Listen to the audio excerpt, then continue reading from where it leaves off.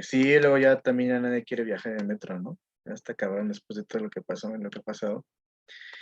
Pero bueno, en fin, este, aventuras en la Ciudad de México y sus alrededores. Pero bueno, pues ni modo. Bueno, vayamos comenzando. ¿Qué tal les fue con esta lectura, con estas dos lecturas, ¿no? Que por un lado era la de Philip Schmitter y la de Benjamín Arditi, ¿no?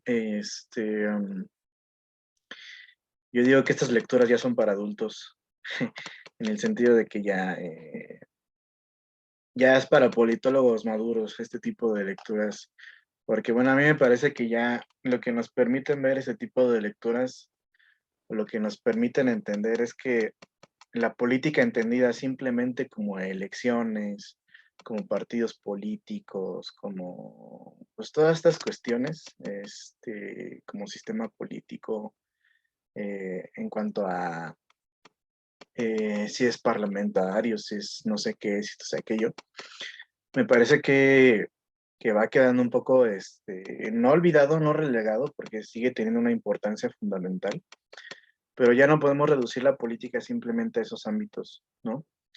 Y me parece, como señalan los autores, creo que Sarditi, que durante mucho tiempo los politólogos han olvidado esta cuestión de que la política no puede reducirse a eso, ¿no? Y de que hay una diferencia entre lo político y la política, ¿no? Eh, y que si queremos pensar realmente lo político en general, pues tenemos que expandir las explicaciones que damos, las investigaciones que hacemos, ¿no? Los marcos teóricos a partir de los cuales eh, partimos para tratar de entender la realidad, pues deben ser otros, ¿no? Y a veces es que si nos quedamos con esta cuestión tan, ya en este momento, ¿no? Quizá en su momento tenía su razón de ser, ¿no? Pero en esta época me parece ya muy simplista pensar simplemente la política como cuestión electorera, ¿no? Por decirlo de alguna forma, muy, muy banal, pero pues, creo que ustedes saben bien a qué me refiero, ¿no? Entonces creo que esta lectura nos va a permitir ver esos otros ámbitos de la política y de lo político, ¿no? Entonces por eso digo que esas lecturas son para adultos, ¿no? Eh, y bueno, no conozco a Philip Smither, pero a Benjamín Arditi sí lo conozco. Tuve clases con él allá en Polacas, cuando estaba haciendo la maestría. Y es un tipo pues muy inteligente, eh, buena onda. En clase es medio raro, pero cuando le hablas fuera de la clase, es buen pedo. Y me parece que propone cosas muy interesantes, ¿no? Él, de hecho, estudió en Inglaterra junto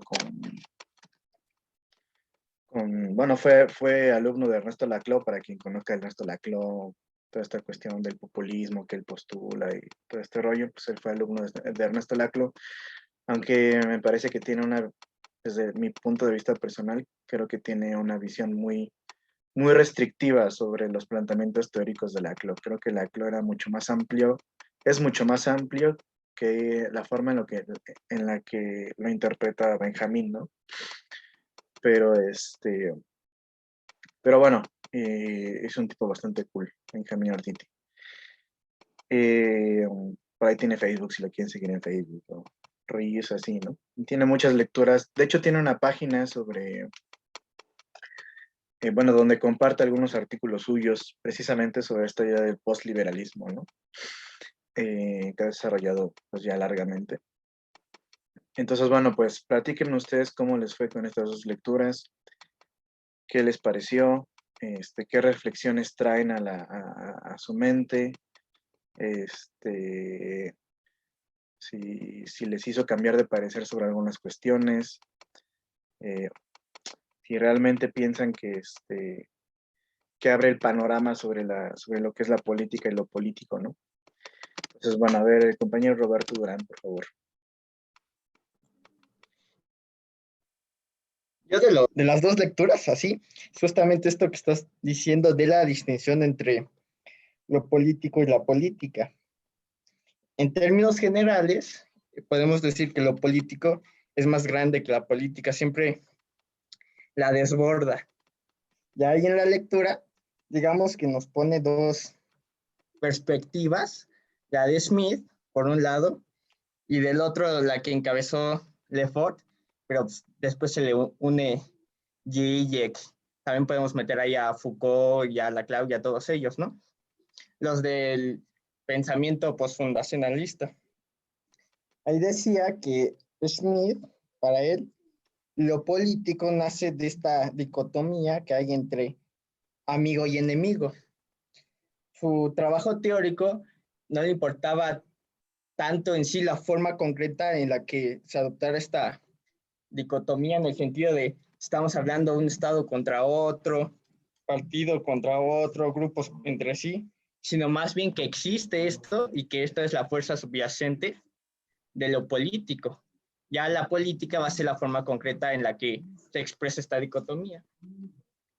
Del otro lado de la perspectiva está la de Lefort, Laclau, Zizek y Foucault, que si bien entre estos autores hay diferencias, si podemos rescatar algo que tienen en común todos ellos, es precisamente que se distingue por ser de carácter conflictivo, que siempre hay un enfrentamiento en lo social y que este enfrentamiento nunca va a poder ser articulado fielmente en la política, ¿no? La política solo es una cristalización momentánea, pero siempre el conflicto de lo político va a subyacer y a manifestarse, ¿no? Y poniendo en evidencia que la política que se está viviendo en ese momento no es la expresión real de todo este conflicto social. Siempre va a estar cambiando. Perfecto. Creo que lo explicaste muy bien esta cuestión de la diferencia entre la política y lo político, ¿no? Que, que proviene como bien lo mencionas, de esta teoría, de este marco teórico que construye Schmitt, ¿no? Carl Schmitt, que fue un teórico político alemán, que por ahí en algún momento fue nazi también. Aunque fue nazi, no tipo Heidegger, que Heidegger sí estaba convencido del nazismo, sino fue nazi pues como tipo Chapulín, ¿no? Pues porque me convenía estar en el partido nazi y pues fui nazi un rato, ¿no? Y bueno, después de que terminó la guerra, pues, eh, bueno, creo que fue un poco antes de que terminara la guerra, pues él se salió del nazismo y todo esto. Entonces, bueno, siguió haciendo teoría, me parece que él murió como por ahí de los años 80, una cosa así, creo recordar. Y bueno, pues es interesante porque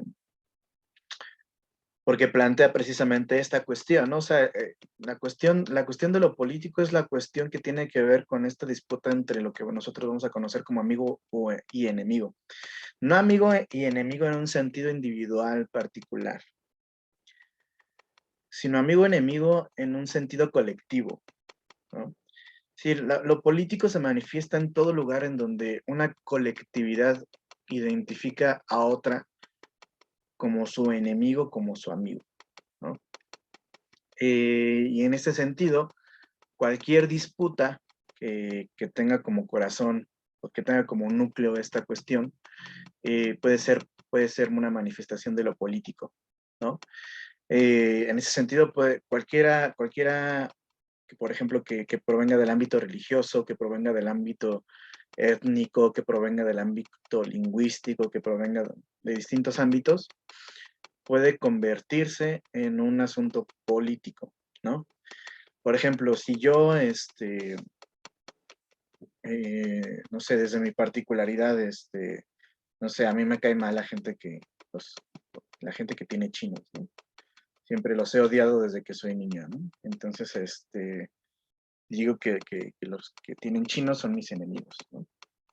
Bueno, eso no es lo político, esa no es lo que quiere decir Schmitt, Carl Schmitt con lo político, ¿no? Eh, lo político por ejemplo, en este sentido, el ejemplo que estoy poniendo sería que a lo mejor yo junto con otros amigos formemos un grupo que le pongamos, que nos hagamos llamar los antichinos, ¿no? Que nos caigan mal las personas de cabello chino. Y entonces, no sé, salimos a manifestarnos y empezamos a pedir, ¿no? Que los chinos no puedan votar, que los chinos, no sé, no tengan ciertos derechos, no tengan acceso a ciertos servicios, eh, etcétera. Pues ahí sí ya hay una manifestación de lo político, ¿no?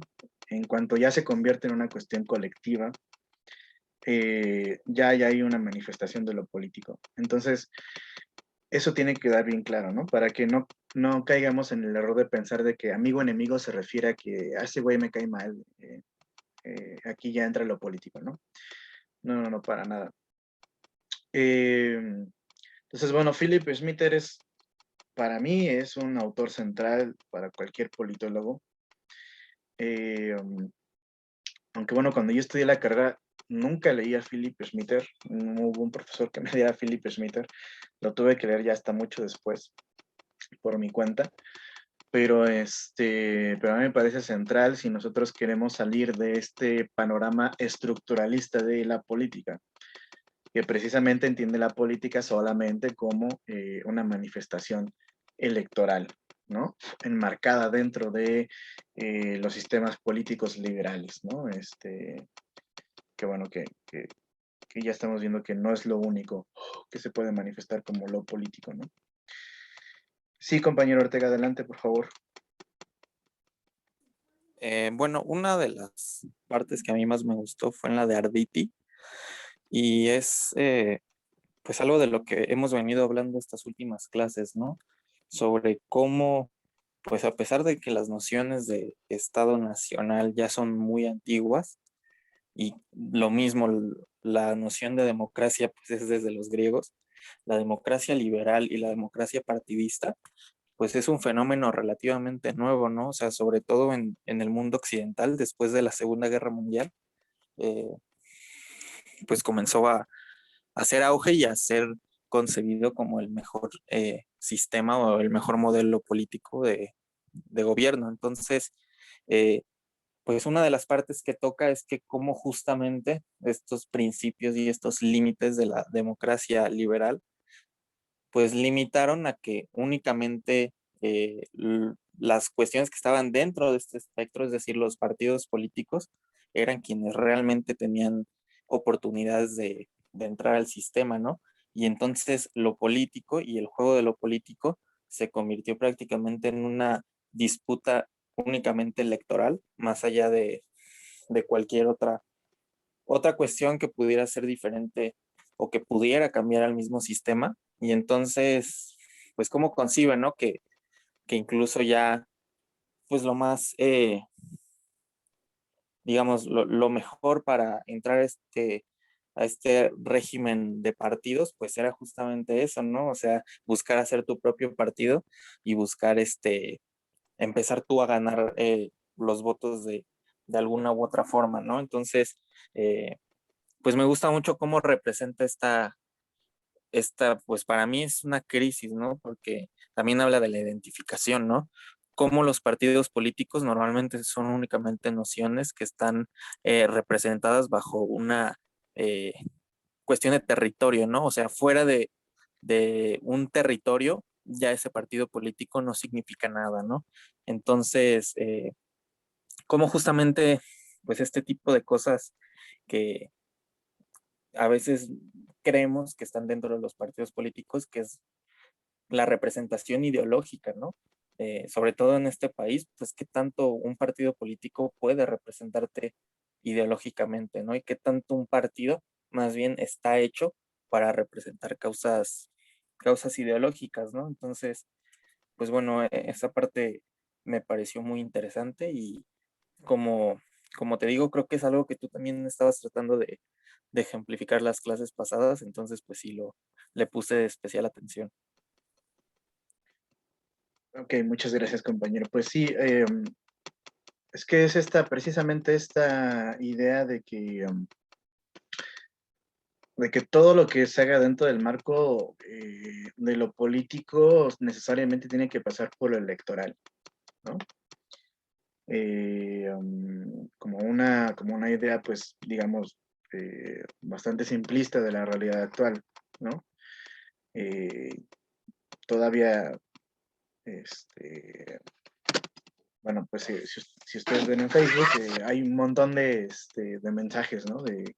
Sobre el domingo que viene, ¿no? Sal a votar, esta es nuestra oportunidad de decir no sé qué, de expresar nuestros deseos, nuestra voluntad, nuestras decisiones, etcétera, etcétera, etcétera, ¿no? Como esta cuestión, como hasta hacerte sentir mal moralmente, como que no cumpliste con tu país si no sales a votar el domingo, ¿no? El problema es que, claro, ¿no? O sea, pues hay gente que dice, ok, bueno, sí, salgo a votar el domingo, pero la neta es que a mí nadie me convence, ¿no? Eso me hace un irresponsable político frente a mi país. No hay otra forma de manifestar mi voluntad política que no sea necesariamente a través de mi voto. eh, o estoy condenado a que la única forma de hacerme escuchar sea a través del voto, ¿no? Y, y entonces, pues lo que sucede es que reducimos un montón el marco de acción ciudadana, ¿no? Yo creo firmemente, y creo que lo hemos visto y lo vamos a ver cuando ahora que estudiemos la cuestión de los movimientos sociales, pues no es la única forma de manifestar una opinión o una voluntad, la cuestión electoral, ¿no? Eh, Sin embargo, creo que sí hay mucha gente interesada en que esto sea así, ¿no? Y que la única forma de identificación y de representación ciudadana sea la de los partidos políticos. Y los más interesados en que esto siga siendo así, pues son precisamente los partidos políticos, ¿no? Eh, yo creo que es importante por eso empezar a pensar la política desde otros lugares, ¿no? Desde otras posiciones y la participación política también desde otros lugares, ¿no? Eh, y pensar que precisamente esta forma que, como bien decía ahorita el compañero Roberto Durán, que, que realmente es una forma, o sea, esta estructuración que nos hemos dado para hacer política, de sistema político, sistemas de partidos, sistemas electorales, etcétera, etcétera, etcétera, es una cristalización de una disputa que se da en lo político, que es mucho más amplia, ¿no?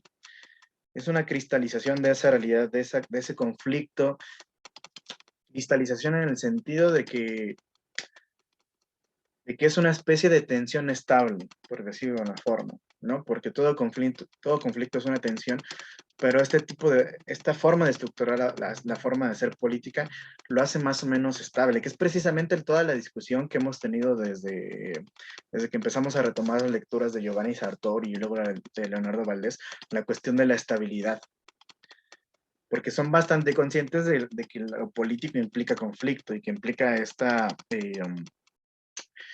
constitución de grupos que se identifican como amigos y enemigos, ¿no? Entonces, aquí lo que más les interesaba a los liberales era tratar de estabilizar ese conflicto y hasta cierto punto lo lograron, pero, pero el problema es que, como también decía hace rato el compañero Roberto Durán, el problema es que todas estas formas de cristalización del conflicto, de tratar de estabilizarlo, son contingentes. ¿Qué quiere decir contingentes? Pues que son históricas, que son momentáneas, que no son necesariamente eternas, que no implican, como muchos liberales quisieron ver, el fin de la historia, ¿no? Sino que hay otras formas, ¿no? Como alguna vez lo explicaba, ¿no? O sea, piensa en la política como una sutura. Cuando ustedes se hieren, o sea, supongamos que se cayeron de la bici y se abren toda esta parte, ¿no? Entonces, esa herida, supongamos que nunca va a cerrar. Lo único que podemos hacer es suturarla de alguna forma, ¿no? Y esa sutura va a ser momentánea, va a durar un tiempo y después se va a volver a abrir. Esa sutura es la política, ¿no? Pero esa herida es precisamente lo político, esta cuestión del conflicto incesante que, que pues es fundamental y que viene del hecho de que somos seres humanos y de que no tenemos la capacidad de estar, digamos, satisfechos con lo que nos hemos dado a nosotros mismos, ¿no? Entonces, el hecho siempre de estar buscando más otras cosas, otras formas de hacer, de convivir en sociedad, de otras formas de pensar los derechos, otras formas de pensar los servicios sociales, etcétera, etcétera, pues lo que hacen es que esa herida se abra, ¿no? A veces de forma violenta, como a través a través de una revolución que ponga en duda todo, que eso es lo político, y que entonces se proponga una nueva forma de suturar esa herida, ¿no? O a veces esa herida no se abre del todo, se va como abriendo por ahí, va dejando algunos espacios, ¿no? Y entonces nada más hace falta poner pues una pequeña costura, ¿no? Y no suplantar digamos, toda la sutura anterior, ¿no? Puede suceder de esas dos formas. Creo que precisamente en este sentido va la propuesta de Philip Schmitter de pensar la democracia postliberal, ¿no? Es decir, como él piensa que es imposible que haya otra vez revoluciones como las que hubo anteriormente, pues entonces lo que cabría hacer es pensar ciertas reformas, ¿no? Paulatinas, que vayan cambiando esta forma de entender la política simplemente como, digamos, desde el marco limitativo de lo liberal, ¿no? Entonces, piensa de esa manera, lo político. Lo político es necesario, pero es imposible. O sea, es necesario eh, porque es necesario traer una cierta estabilidad, ¿no? Que el conflicto no nos lleve a la destrucción del uno contra el otro, ¿no? En ese sentido es necesario, pero es imposible porque es imposible que la política termine con ese conflicto del todo. Entonces, por eso está este ejemplo, ¿no? De una tensión estable, que la estabilidad no significa el término de la tensión, sino que sigue ahí presente estando esta tensión, como un corazón palpitando, siempre amenazando con volver a salir y volver a resurgir en algún momento, ¿no? Y con acabar, con destruir lo que es estructurado para llegar a esa estabilidad, ¿no? Momentánea. Entonces, piénsenlo así, o sea, lo político es necesario y es imposible al mismo tiempo, ¿no? Bueno, sí, compañera Fanny Torres, por favor. Hola, profe. Hola. Y también, pues, justo como lo acaba de mencionar, también en la lectura nos marca el hecho de que no todos los ciudadanos, digamos que al ser representados por los partidos políticos, están identificados con ellos. Y es por eso que estos partidos solamente representan, digamos, como a ciertos grupos de interés, que son los que pueden llegar a tener el alcance de influir en la toma de decisiones o en la implementación de políticas públicas. Pero también nos marca después el término de ciudadanía secundaria para los individuos, en donde nos dice que podemos no solamente votar por un partido político o por un representante de algún partido, sino también como por candidatos independientes, ¿no? O líderes o alguna asociación o algo por el estilo. Pero entonces, bueno, yo he visto mucho que en este proceso electoral, muchas de esas personas que son, digamos, como líderes que no están afiliados a ningún partido o que no pertenecen a ningún partido, se han sumado a las causas, o sea, tarde o temprano se terminan sumando a las causas o al proyecto de algún partido. En este caso yo creo que obviamente es por estrategia o no sé si tienen como un convenio, si tienen como negociaciones de por medio, pero pues básicamente no se está cumpliendo el que nosotros tengamos derecho a votar por algo que no sea un partido. Si tarde o temprano nosotros o la gente le confía, no sé, su voto o en este caso apoya a cierto líder de alguna asociación que va a terminar formando parte de algún proyecto que no representa al individuo, al ciudadano. Claro, ¿no? Es precisamente, o sea, es que la lectura de Philip Schmitter lo que hace es proponernos digamos, un posible diseño de una democracia post-liberal, ¿no? Ahorita nos meteremos con qué significa esta cuestión de post-liberal, que quien aclara es más bien Arditi, ¿no? Y no Philip Schmitter. Pero lo que él está haciendo es proponernos un posible diseño, ¿no? Con esta cuestión, por ejemplo, que tú mencionas, de una ciudadanía secundaria, ¿no?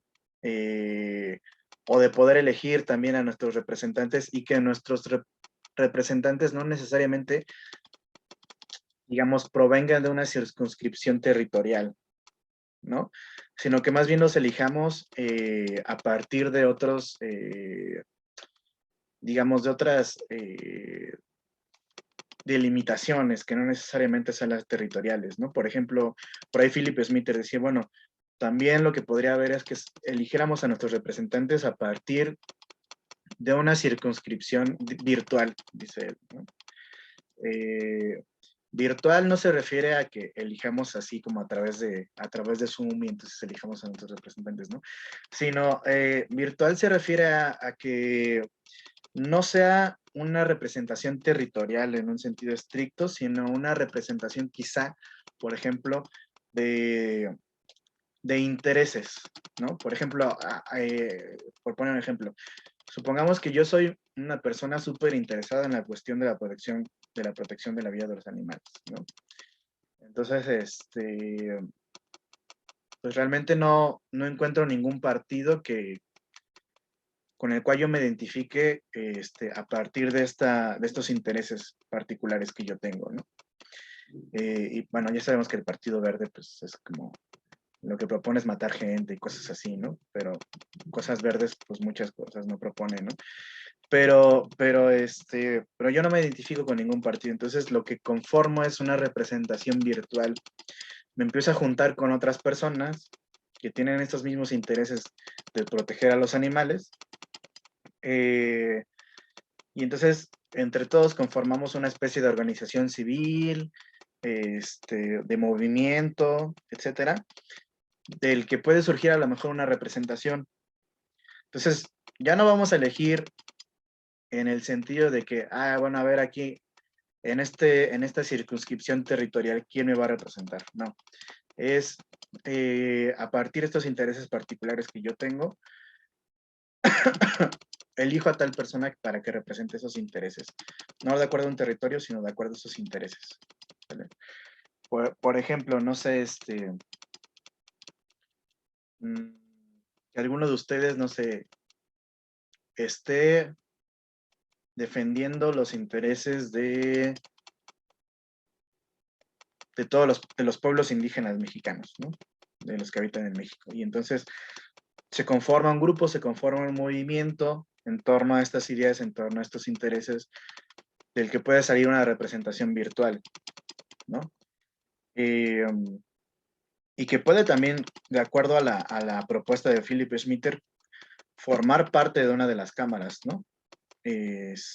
O de ambas cámaras, dependiendo de ahí cómo se vaya diseñando esto, ¿no? Pero entonces, por ejemplo, yo elijo a fulanito de tal porque representa esos intereses, porque es el líder del movimiento, en tanto líder del movimiento, y entonces él puede salir como diputado, como quizá como, bueno, no es que los senadores sí son de por sí representantes territoriales, pero quizá como representantes en alguna diputación, ¿no? No territorial, sino virtual. Entonces sería otra forma de conformar, de ir conformando ciudadanía, ¿no? Diferente, no ligada necesariamente a la cuestión de los partidos políticos, ¿no? Que me parece a mí bastante interesante, ¿no? Como ir analizando. Sí, compañero Ortega, adelante, por favor.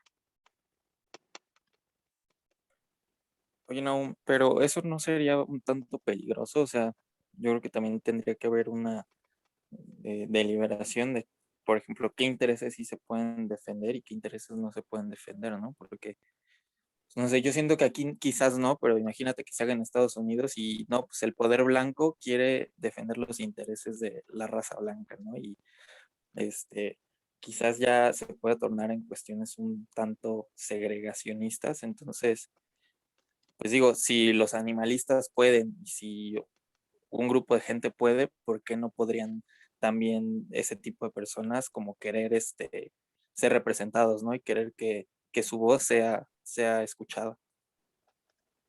Claro, bueno, aunque aquí no lo menciona ni Philip Smither ni Benjamín Arditi,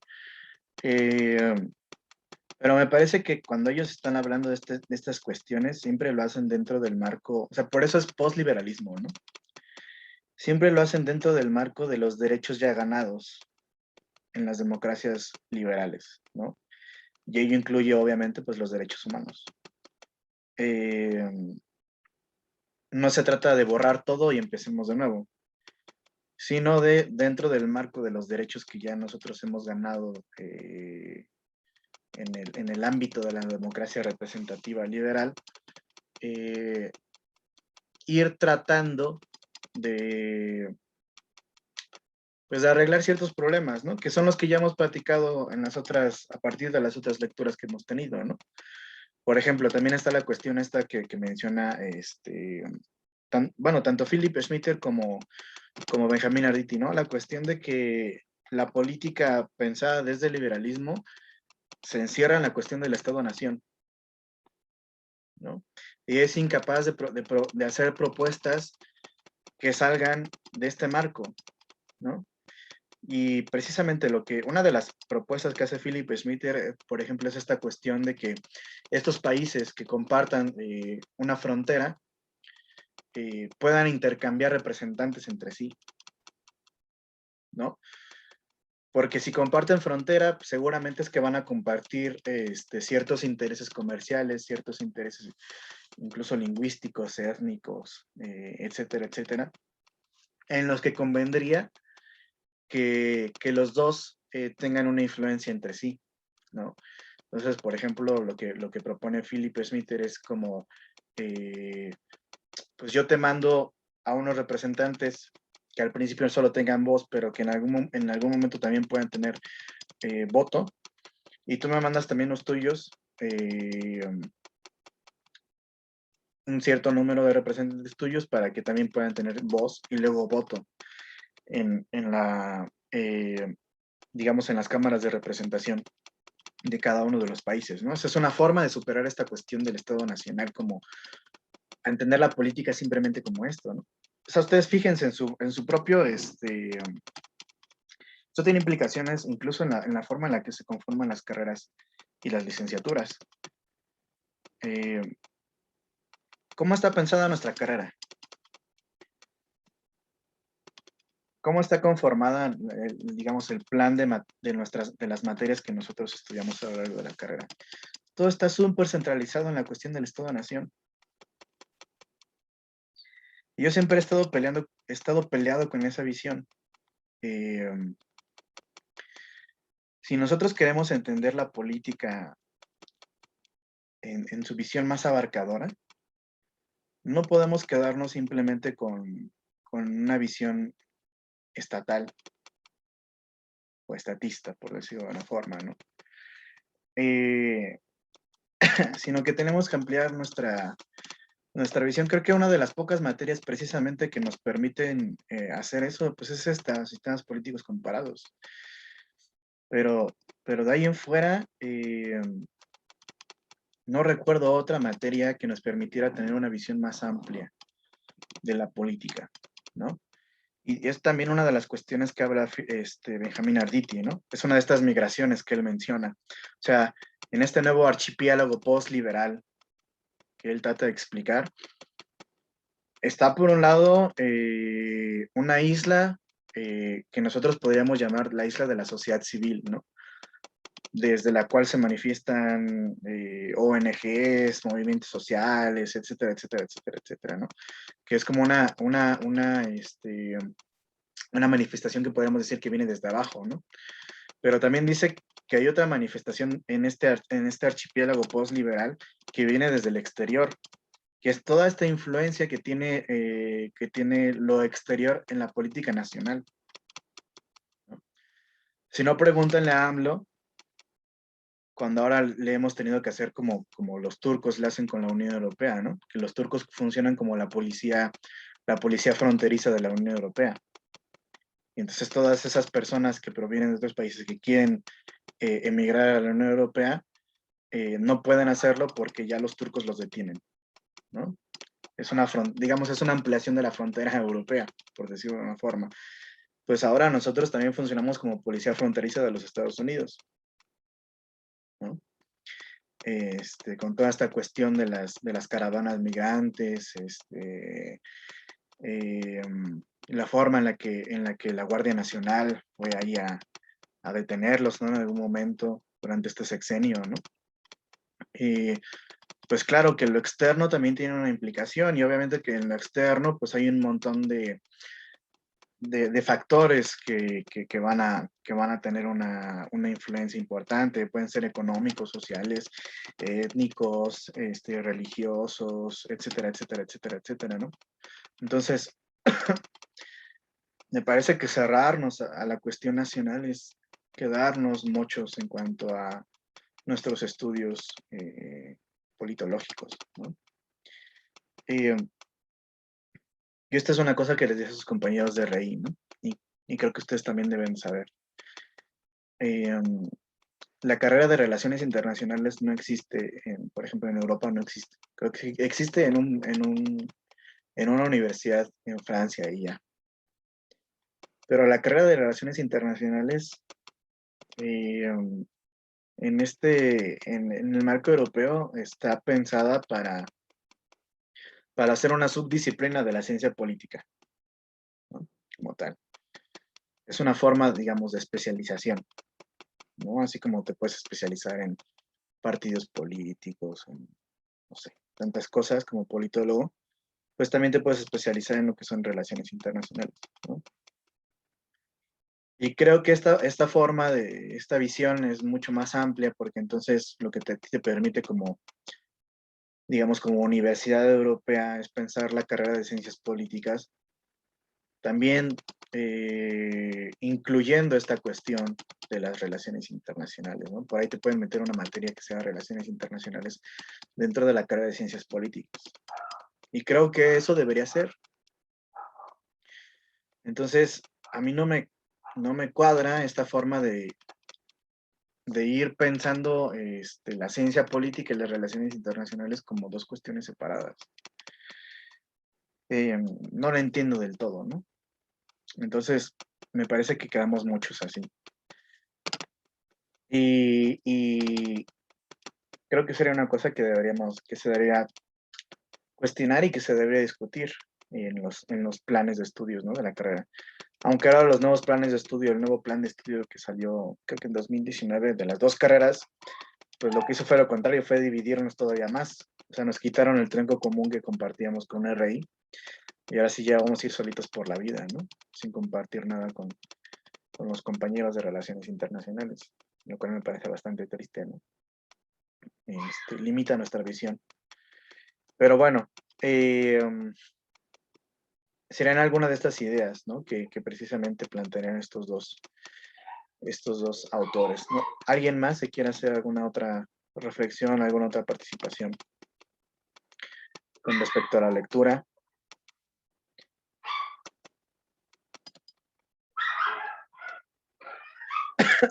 Sí, adelante, por favor, Cristian.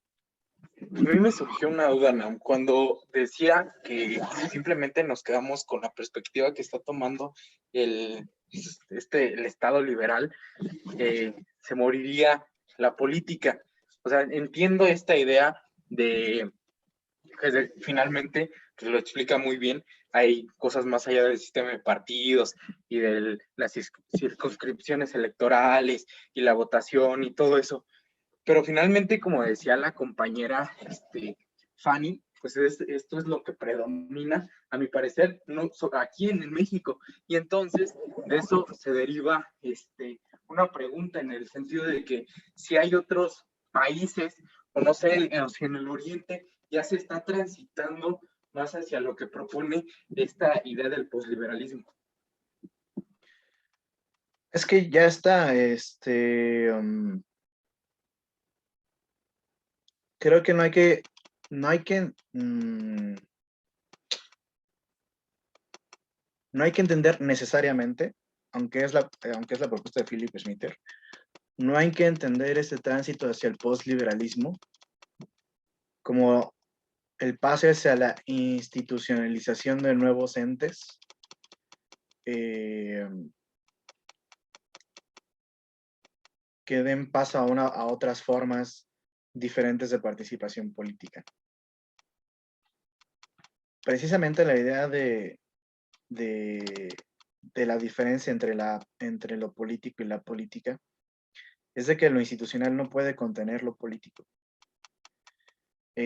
Cuando nosotros vemos, por ejemplo, cuando nosotros estudiamos las movilizaciones de la primavera árabe en 2011, de los indignados en España en 2011 también, del G832 en 2012 aquí,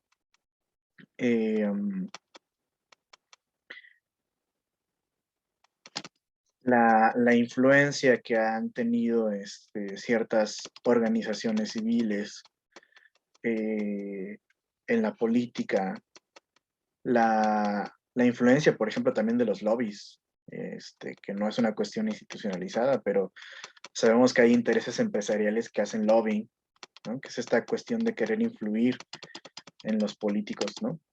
Pues todo eso ya se sale del marco liberal de hacer política, ¿no?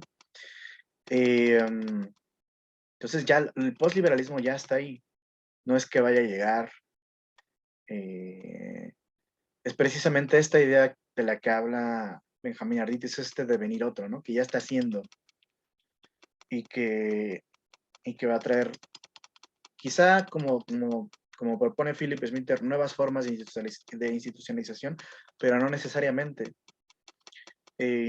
Muchos piensan precisamente que la fuerza de los movimientos sociales está en que no sean entes institucionalizados.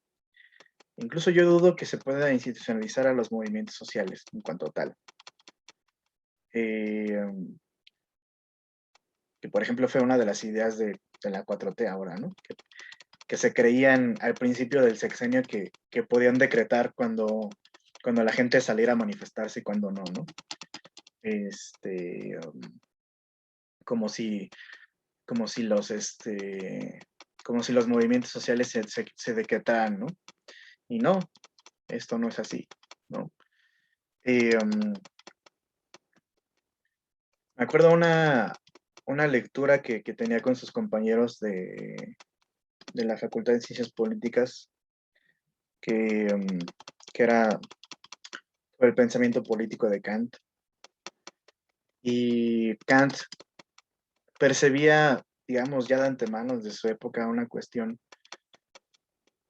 que me parece que se puede aplicar a la cuestión de los movimientos sociales en la actualidad, ¿no? Que era esta cuestión de que cuando uno está dentro de las instituciones, uno actúa conforme a los intereses de esas instituciones. Y si nosotros queremos poner en duda esas instituciones, si nosotros queremos tener la capacidad de crítica hacia esas instituciones, tenemos que hacerlo desde fuera. Es muy difícil hacerlo desde dentro. Los que ya participan en política creo que ya se habrán dado cuenta, ¿no? Todo este rollo de cambiar el sistema desde dentro y esos sueños guajiros que a veces hemos tenido y que algunas veces nos hemos planteado. Y me parecen bastante limitadas, ¿no? Y ya lo decía Kant, ¿no? O sea, para hacer una crítica realmente certera sobre una institución, tenemos que hacerlo desde fuera. Y eso también en algún momento lo relacioné con una entrevista que le hicieron precisamente a Pablo Iglesias, el vicepresidente, bueno, el ex vicepresidente de España, y que fue casi inmediatamente después de que él asumió la vicepresidencia, y le preguntaba, ¿no? El entrevistador le preguntaba, oye, pero a ver, pues nace del movimiento del 15M, ¿no? Que es un movimiento social, etcétera, etcétera, etcétera, ¿no? Y ahora estás en la vicepresidencia. ¿Cómo se maneja esta cuestión? Me preguntaba, ¿no? Y Pablo respondía, me parece que mucho más inteligentemente y mucho más humildemente que AMLO, ¿no? Decía, sí, pero ya no somos un movimiento social. Desde el momento en el que formamos parte del gobierno, dejamos de ser movimiento social. Y esto implica que seguiremos necesitando los movimientos sociales para que en aquellas cuestiones en las que nosotros no estemos dispuestos a aventurarnos, que no estemos dispuestos a tomar la pauta, nos presionen y nos empujen a hacerlo. Porque desde las instituciones la cosa cambia. Y seguramente nosotros no vamos a estar dispuestos a hacer ciertas cuestiones por la misma dinámica de trabajar dentro de las instituciones. Entonces necesitamos que la gente desde fuera nos siga obligando y nos siga presionando a llegar a ciertas cuestiones. Porque nosotros desde dentro no lo vamos a poder hacer, ¿no? ¿Qué es lo que dice AMLO, no? Muy diferente. No, pues nosotros somos un movimiento, y toda la gente todo el pueblo está representado por nosotros y todo aquel que esté fuera de nosotros, pues no es el pueblo, ¿no? Y sí, los del ZLN son conservadores disfrazados, ¿no? Que no quieren la transformación, porque nosotros somos la transformación y rollos así, ¿no? Entonces, a mí me parece que la perspectiva de Pablo era pues, mucho más acertada, es mucho más realista que esta otra que tiene AMLO, ¿no? Porque sí, porque cuando uno es gobierno, cuando uno forma parte de las instituciones, ya no es movimiento social, ¿no? El movimiento social se acaba en ese momento. Por ciertas dinámicas que todo movimiento social tiene, ¿no? Que es la transversalidad, ¿no? La participación continua y activa de los que forman parte de la movilización, ¿no? Etcétera. Y eso se acaba cuando eliges a un representante para que esté ahí en las instituciones representándote, ¿no? Entonces, bueno, a mí me parece que el postliberalismo ya está ahí. Lo que todavía no está, quizás, son ciertas propuestas que Philip Schmitter hace, ¿no? Yo no estoy enterado de que este tipo de propuestas como la de Philip Schmitter ya hayan sido llevadas a cabo en algún lugar. Sería interesante investigarlo. La verdad es que no lo he investigado, puede ser que sí. Pero sin duda concuerdo en que el Estado sigue siendo el lugar privilegiado o el ámbito privilegiado en el que se hace política, todavía, ¿no? No sé si afortunadamente o desgraciadamente, ¿no? Porque el Estado puede ser en algunas cosas ventajoso y en algunas otras cosas no tanto, ¿no? Por ejemplo, piensen en las movilizaciones del 68, de los 60, ¿no?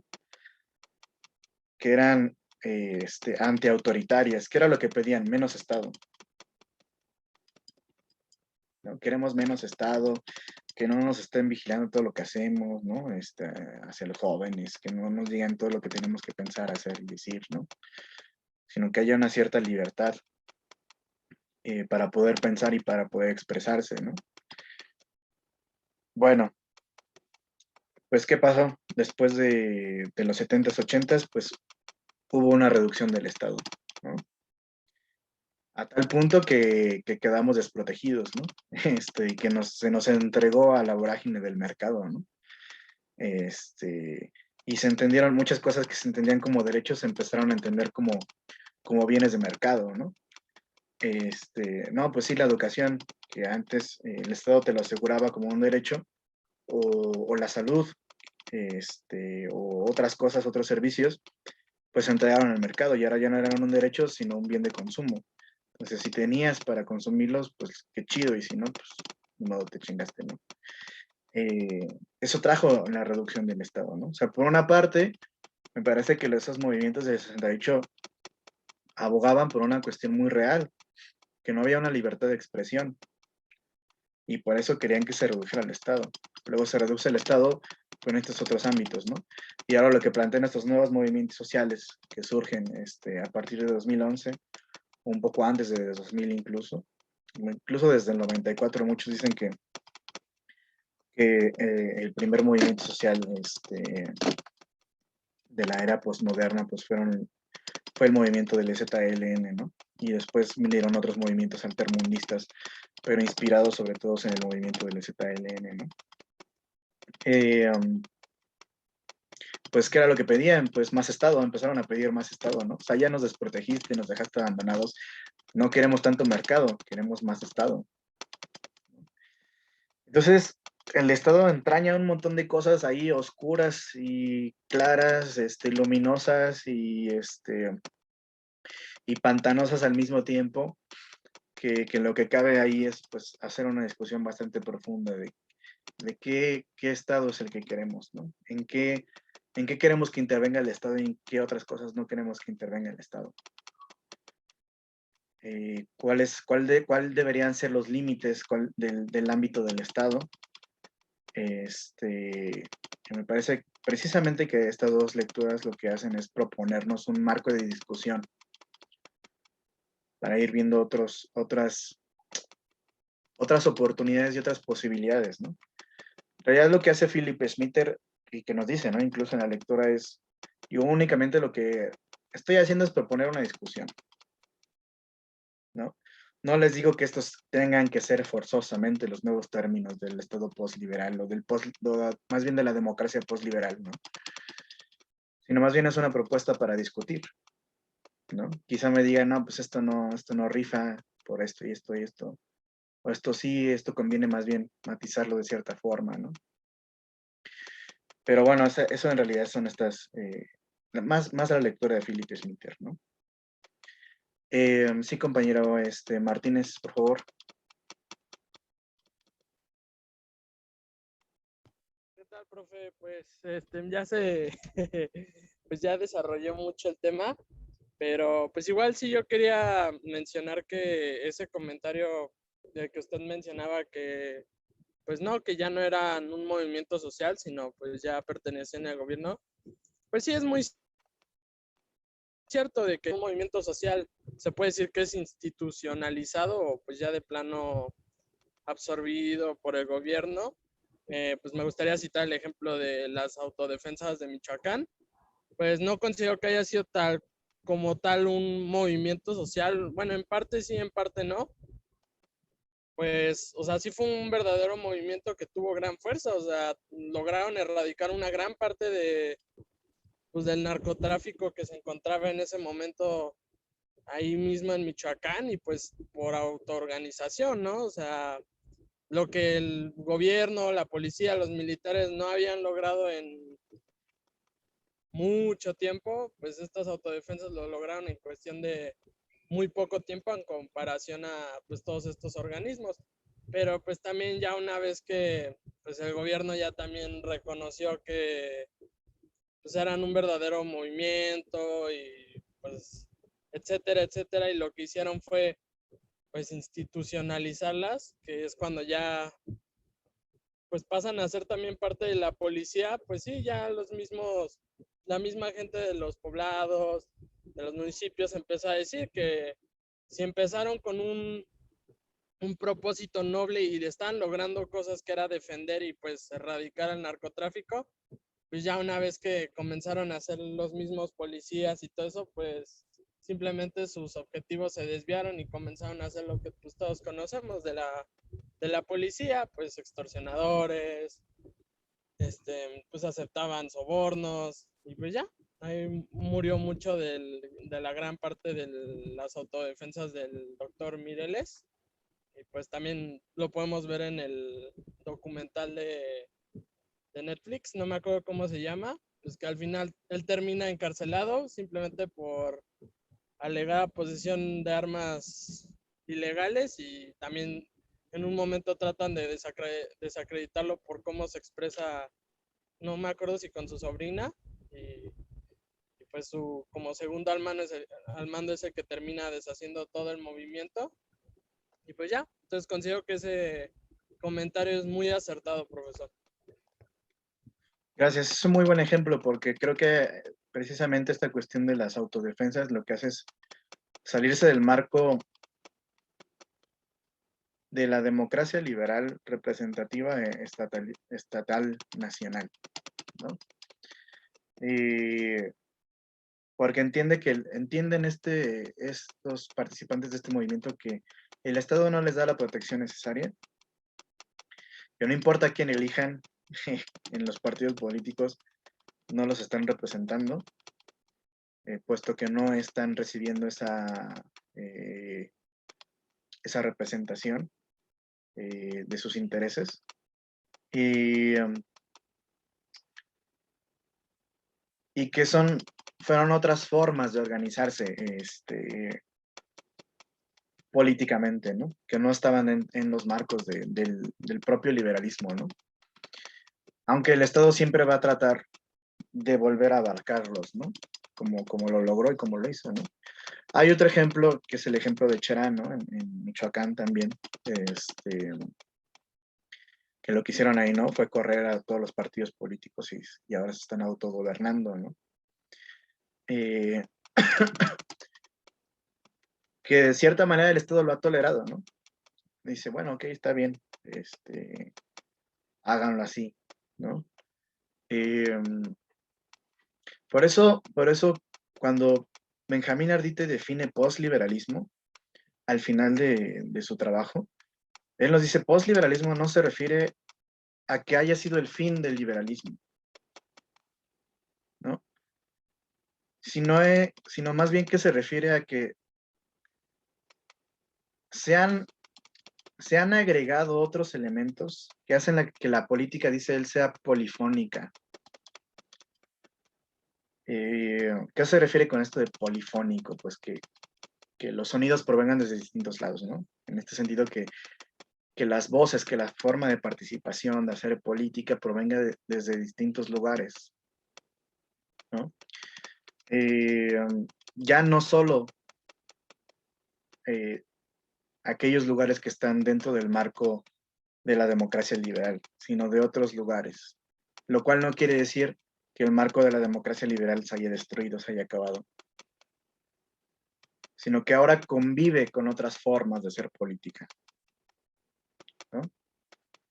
Creo que esa es la palabra clave, ¿no? Que convive con otras formas de hacer política. Entonces,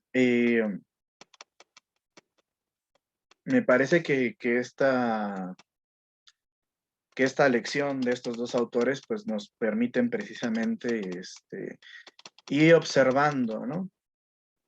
Estas otras formas de hacer política, además de las que ya conocemos y de las que ya hemos estudiado, ¿no? A partir de la lectura de Sartori y de otros liberales, ¿no?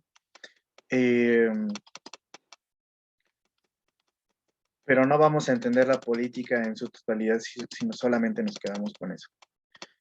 Entonces, creo que esto les va a permitir a ustedes plantear, por ejemplo, más adelante, si ustedes van a hacer tesis o una cuestión así, de investigación, pues plantear problemas políticos desde otros puntos de vista, ¿no? Que el problema que ustedes construyan, el problema político que ustedes construyan, el objeto que ustedes vayan a estudiar y que ustedes también tienen que construir, no se quede enmarcado dentro de las cuestiones puramente electorales, que no digo que no lo hagan, ¿no?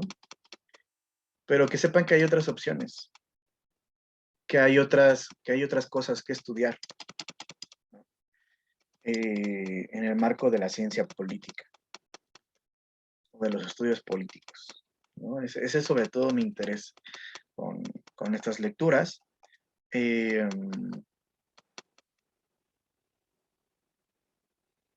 bueno, ¿alguien más que tenga alguna otra reflexión, alguna otra participación?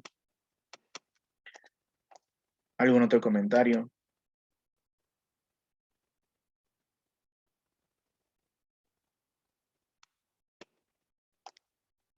¿O duda? ¿Alguien que tenga alguna duda de las, de las lecturas que dan para hoy? ¿No? Todo les quedó chido. Bueno, pues saquen una hoja porque les voy a hacer un examen.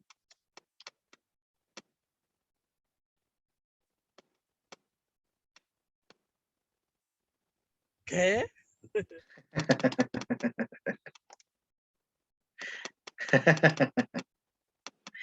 No, no es cierto. No, qué flojera hacer exámenes. Bueno,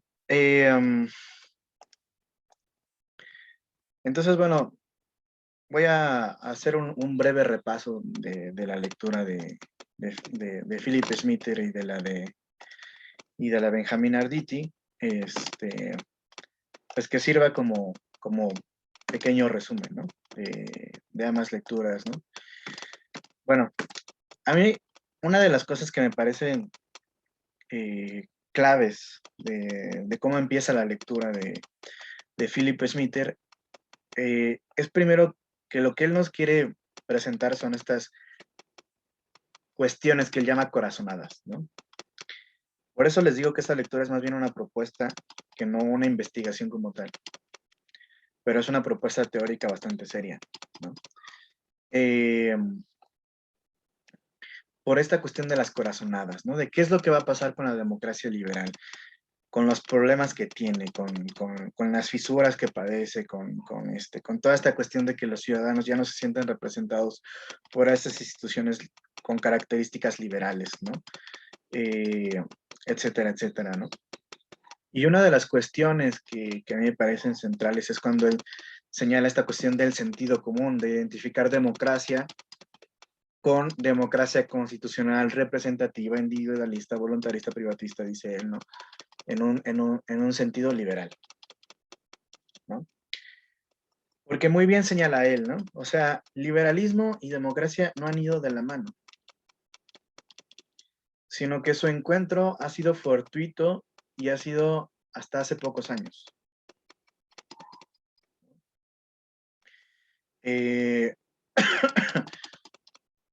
En este sentido, pensar la democracia simplemente como que la democracia es igual a la democracia representativa, como lo hace Giovanni Sartori, como lo hace Leonardo Valdés, ¿no? Que nunca discuten la cuestión de qué significa democracia, sino que dan por hecho que democracia es democracia representativa. Pues esta cuestión que está como dentro del sentido común también de los politólogos, pues deberíamos arrancarnos, ¿no? De la cabeza. Y que precisamente han sido los liberales en distintas épocas de la historia quienes se han negado a muchos de los avances democráticos, ¿no? Como ya lo platicábamos alguna vez, ¿no? La cuestión de la elección universal, ¿no? Que en un principio quienes podían elegir, pues solamente eran, y poder ser elegidos, eran solamente pues, pertenecientes a ciertas élites, ¿no? Entonces, bueno, Philip Smither pues nos va dando ahí una serie de cuestiones que tienen que ver con estas corazonadas en las que él va viendo ciertos elementos de crisis del liberalismo, ciertas cuestiones básicas para entender qué es la democracia liberal, ¿no? Su énfasis en el ciudadano individual, ¿no? Y no tanto en un ciudadano colectivo, sino individual, ¿no? Es decir, tú vas a votar individualmente, tú eliges individualmente, ¿no? Por quién quieres poner tu voto, ¿no? Y no tanto en una en una forma de hacer política colectiva, ¿no? Que, por ejemplo, eso es lo que implica un movimiento social, ¿no? Una forma de hacer política colectivamente. Y no nada más que uno vaya y vote solito, encerrado ahí en una cajita por el partido que crea que es el menos peor, ¿no? Toda esta cuestión individualizante que implica la perspectiva liberal, ¿no? También la cuestión de entender el Estado Nacional simplemente como el único marco a partir del cual se puede pensar la política, ¿no?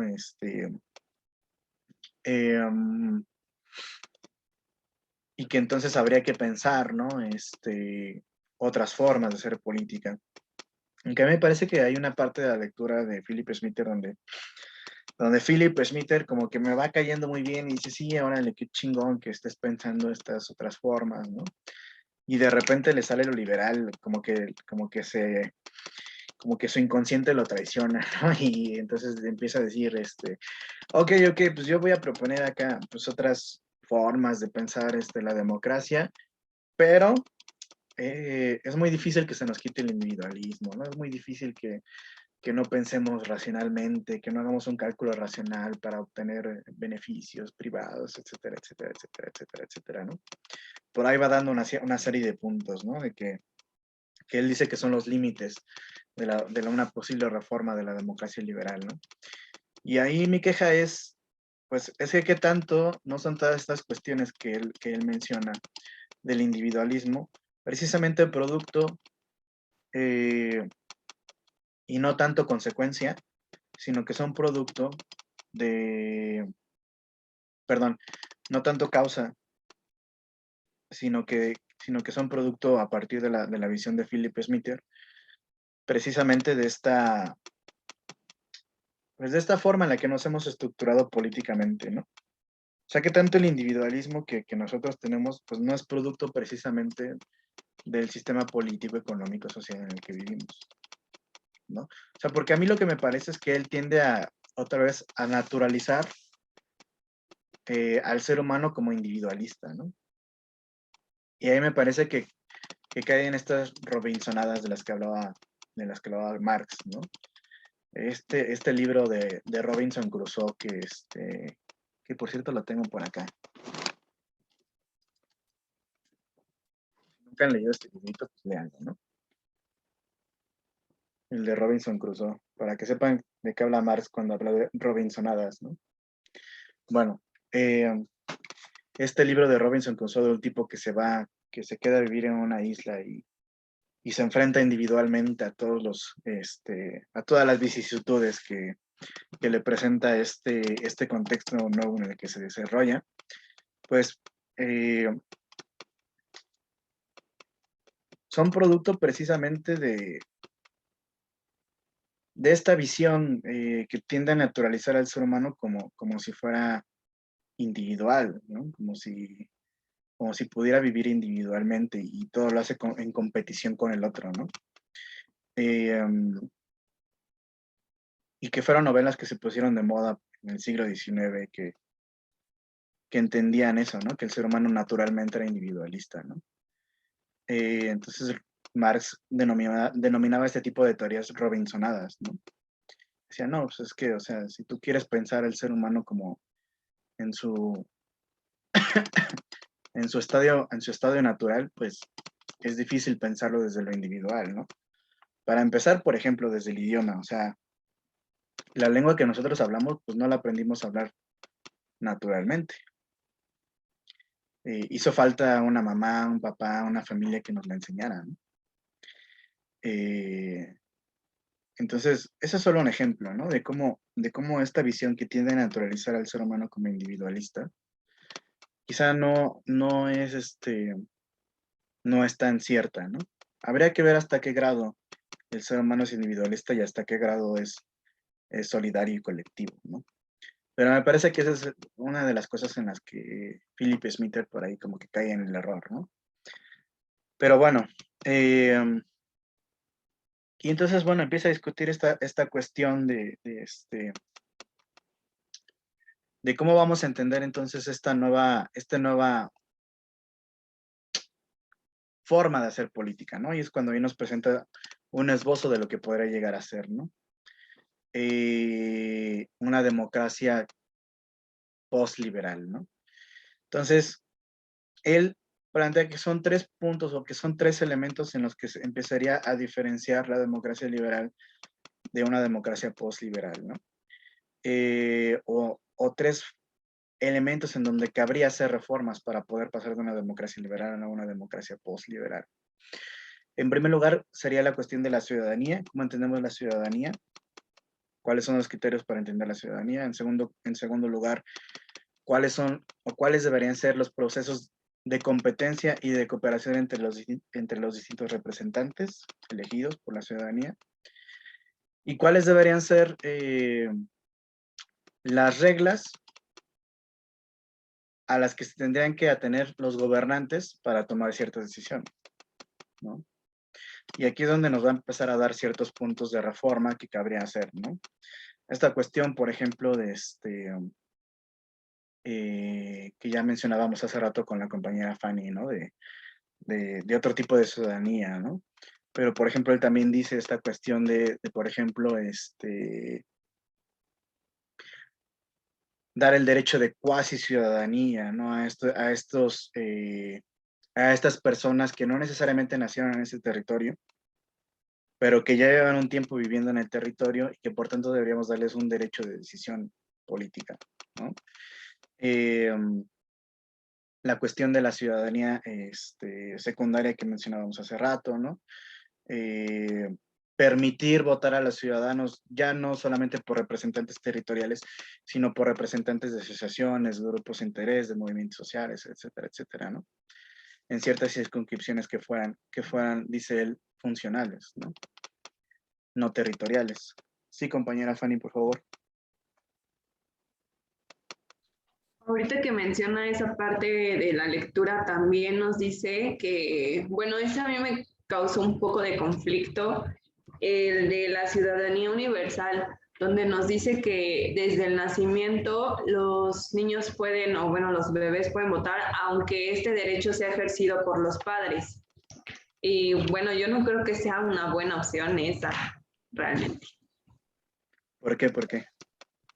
Pues no, o sea, no sé si realmente es porque estamos muy estigmatizados a que a partir de cierta edad nosotros ya podemos votar y así lo hemos venido manejando pues, durante toda la vida, pero el hecho de que tus papás ejerzan tu voto sería como una manera más de que ellos decidan por ti y esto se mezcla con otros temas, ¿no? O sea, pues qué tal que yo estoy morrito y yo no quiero votar por esa persona. Mis papás están creyendo que yo quiero votar por esa persona.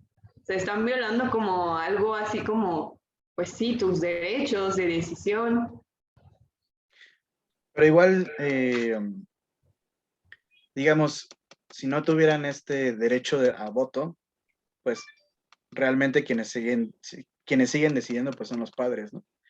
O sea, si tú les quitas el derecho a votar, pues es decir, esta ciudadanía universal, pues de facto quienes deciden son los papás hasta que cumples 18 años, ¿no? Entonces, quizá aquí lo que trata de hacer Philip Smither es decirnos, toda persona que haya nacido en este territorio tiene un derecho a ejercer esa ciudadanía, aunque esa ciudadanía sea ejercida por otros, ¿no? Hasta que cumpla cierta edad, en el sentido de que esa persona también cuenta. Supongamos que aquí hay una parejita que ya se va a casar muy pronto, ¿no? Ojalá eso Dios no lo quiera, pero supongamos, ¿no? Y entonces van a tener un hijo, o están próximos a tener un hijo, o incluso ya está embarazada la compañera, ¿no? Y entonces dicen, bueno, ¿cómo podemos hacer para defender ciertos derechos que consideramos que deberíamos tener para nuestro hijo, ¿no? Como por ejemplo, acceso a la educación primaria, a la educación secundaria, o acceso a la salud, ¿no? Etcétera, para nuestro hijo. Pues debería contarse también su persona, ¿no? Que fuera un voto más, ¿no? Y entonces, nosotros como padres, de acuerdo a nuestras perspectivas, eso va a ser, pues sí, ni modo, no va a haber otra forma, ¿no? De evitarlo hasta que uno sea mayor de edad, pero, pero de acuerdo a nuestras perspectivas, pues votar, ¿no? A alguien que defienda el derecho que también tienen este hijo que voy a tener, ¿no? Quizá por ahí iría, ¿no? Aunque dice, ¿no? Que primero quizá este derecho a votar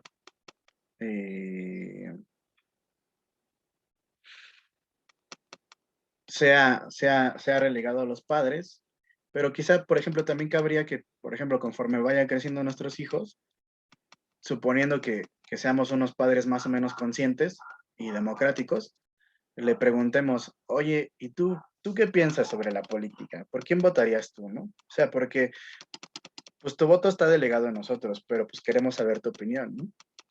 Somos unos padres buena onda y queremos saber tu opinión, ¿no? Y entonces vamos a tomar en cuenta tu opinión a la hora de emitir tu voto a través de nosotros, ¿no? Suponiendo que no viviéramos en una sociedad en la que la familia es patriarcal y autoritaria, ¿no? Pero bueno, desgraciadamente así es. Pero quizá en algún momento evolucionemos. Quizá ahora que nosotros tengamos hijos, pues, si es que nos animamos a tener hijos, sea algo más chido, ¿no? Pero a ver, adelante, compañera. Es que justamente eso me hizo recordar, una vez participé en la consulta ciudadana infantil, que es esto que hace el INE, como de poner a los niños a votar y hacer la simulación de la casilla. Y recuerdo muy bien que en ese tiempo la boleta pues traía como mucha información y, bueno, referente a la igualdad de género, ¿no? O sea, preguntas como de, ¿tú consideras que el color rosa solamente es para niños? Sí, no, o X, ¿no? O las muñecas solamente son para niñas, los carritos solamente son para niños. O sea, preguntas como muy para, de hecho estaban así como separadas de 4 a tantos años, de 10 a 12 años, de 12 a 16 años, y siempre que yo estaba ahí presente cuando los niños iban a votar, los papás les decían, o sea, a lo mejor el niño ponía, sí, los coches solamente son para niños, y se metía la mamá y le decía, oye, no, yo no te he enseñado eso. No, ¿cómo crees? O sea, entonces siento que no sería totalmente como válido porque en este tipo de experimentos yo me di cuenta que realmente no estaban dejando decidir al niño, ¿no? O sea, las mamás estaban al pendiente o los papás estaban al pendiente y en determinadas preguntas que a lo mejor eran como complicadas, yo sí veía como algunas preguntas pues difíciles de que a lo mejor los niños a cierta edad dijeran esto sí, esto no, ellos los ayudaban. Entonces, no considero que realmente pudieran votar por sí mismos porque por la edad una. Aparte, en este sentido, yo creo que los partidos políticos para, digamos, no nada más serían nada más tratarían de captar el voto de jóvenes y adultos. En este caso ya lanzarían propuestas referente a niños, tratar de convencer a los niños. O sea, no sé, no me imagino como una campaña que sea como, ¿qué le van a proponer a un niño? Les van a regalar juguetes. Sí, o sea, es que está como raro esto. Ok. Sí, adelante, compañero Juan. Pues realmente ya hablando en ese sentido de las propuestas que se pueden realizar a los niños, yo tengo una pequeña anécdota que me pasó en la primaria. Yo vivo aquí en Naucalpan y en ese entonces recuerdo que se estaba postulando David Sánchez Guevara a presidente municipal y en ese entonces él fue a mi primaria y pues literalmente, pues como buen priista, pues sus propuestas fueron de hagan que sus papás voten por nosotros y pues les vamos a poner más patios y les vamos a poner más de esto y más de aquello a nosotros. Entonces, o sea, de esa manera ya la compra de votos a niños, pues sí, ya se ha visto de esa manera, ¿no? De intentar que los niños utilicen persuadan a sus papás para que voten por ellos justamente. Y pues sí, muchos de mis compañeros eran de, ahorita que llegue le voy a decir a mi papá que vote por él porque pues yo quiero tener más canchas o yo quiero que me pongan escaleras eléctricas, que bueno, en una escuela pública pues obviamente no tendría muy buen sentido las escaleras eléctricas, pero o sea, ese era el sentido de que también a los niños ya eran utilizados desde el 2009, que yo tengo memoria, para que pues ellos justamente persuadieran a los papás a votar. Y en ese sentido de la consulta infantil y juvenil, yo también tuve el gusto de participar. Y pues nosotros lo que hicimos fue ir a escuelas públicas, a ciertas escuelas, y en cierta medida se le pedía autorización a los profesores para que nos permitieran darle a los niños las boletas y ellos las contestaban en sus propios pupitres. Ya no había ni maestros ni papás que pues ahí ellos pudieran cambiar sus respuestas. Y si se les decía a los niños, esto no es un examen, esto no cuenta como su calificación, nosotros queremos saber qué piensan. Igualmente no lo consulten con su compañero, sino simplemente es de ustedes qué es lo que piensan. Y yo digo que, bueno, esos ejercicios pueden ser muy bien tomados en cuenta para tomar la opinión pues de las generaciones que están viniendo, ¿no? Sobre problemas sociales o sobre cuestiones que se están presentando, pero vamos a llegar a que ellos elijan un gobernante, tal vez no puede ser así, sino que ellos inviertan su opinión en los problemas que están actualmente para que puedan ser tomados en cuenta los problemas desde su percepción. Claro, y creo que esa es la idea, ¿no? Porque, o sea, Philip no dice que voten, ¿no? Los niños, sino que haya digamos, que se les cuente como ciudadanos, nada más, aunque no puedan votar, pero que ya sean como contados como ciudadanos, ¿no? Esa es la idea, pero que sí puede ser muy criticada desde distintos puntos de vista, y precisamente creo que eso es lo que quiere hacer, lo que quiere provocar Philip Smither, ¿no? Que que nos vayamos saliendo de los marcos tradicionales de formas de pensar, de hacer política, y que vayamos pensando otras cosas, ¿no? Que a lo mejor ni se nos habían ocurrido. Eh, por ejemplo, esta cuestión de la representación que propone Philip Smither de las asociaciones o movimientos, ¿no? Que en los cuales nosotros podamos elegir también ciertos representantes, ¿no? Y que incluso dice, vamos a darles un estatuto de semipúblico, ¿no? Y que entonces van a tener que cumplir ciertos criterios para poder obtener este estatuto, y además van a poder obtener ciertos recursos dependiendo de pues de cuánta representación alcancen, etcétera, etcétera, ¿no? De cuánto apoyo tengan. También a partir de esta otra cuestión que él propone, ¿no? La cuestión de los impuestos, que se me hace muy interesante, que ya más o menos, por ejemplo, así funciona, aunque no a nivel tan importante, por ejemplo, en España. En España, cuando tú pagas tus impuestos, hay una parte donde tú puedes decir que parte de esos impuestos se destinen a la iglesia o no, ¿no?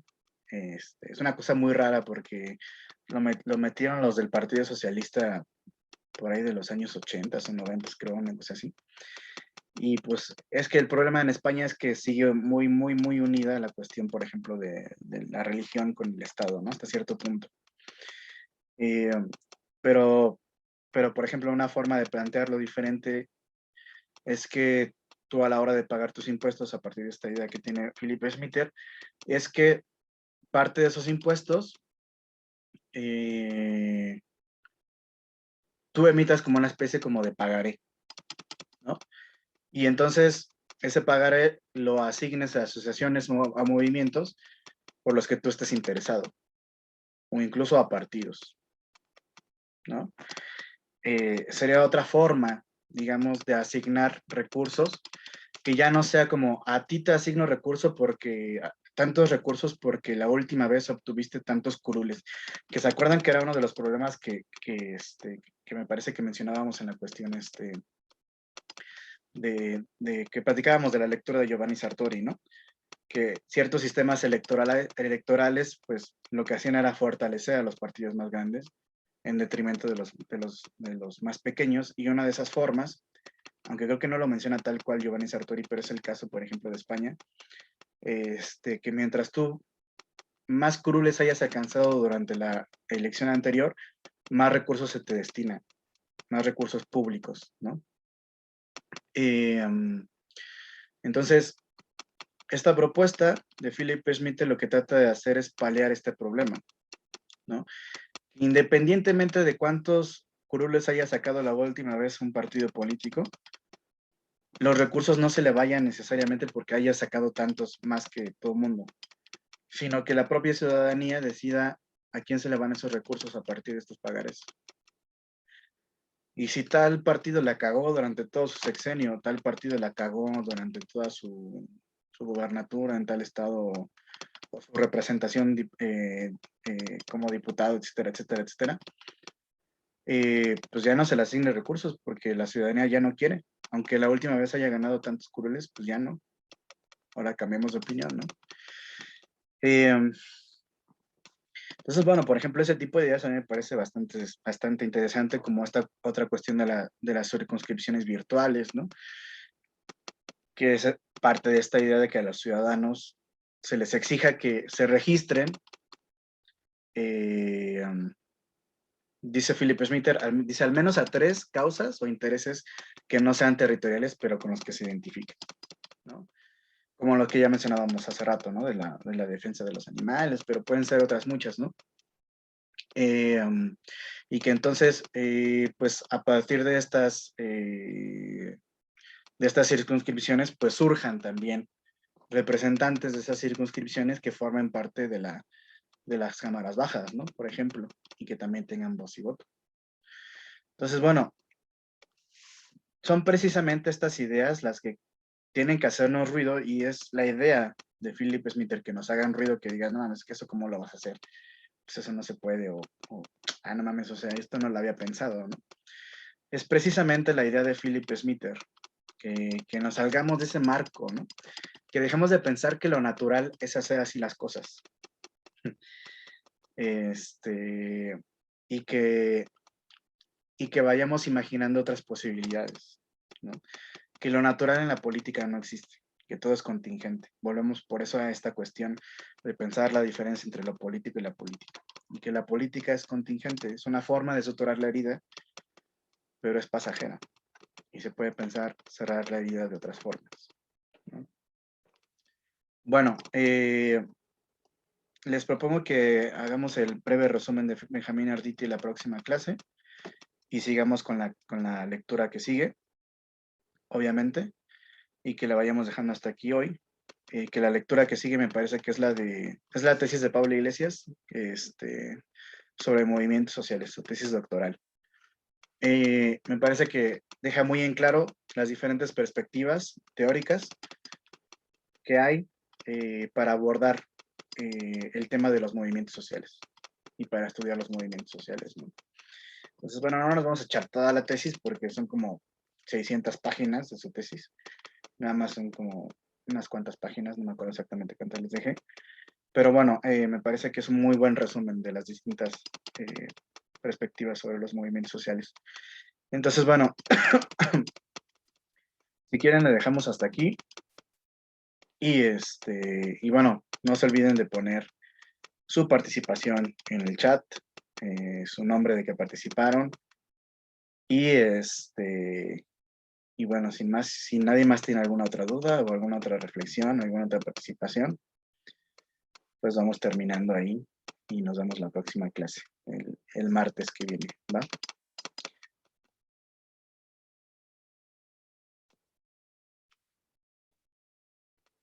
Bueno, cuídense mucho. Chao, chao. Bye, profe. Hasta luego. Cuídense. Hasta luego.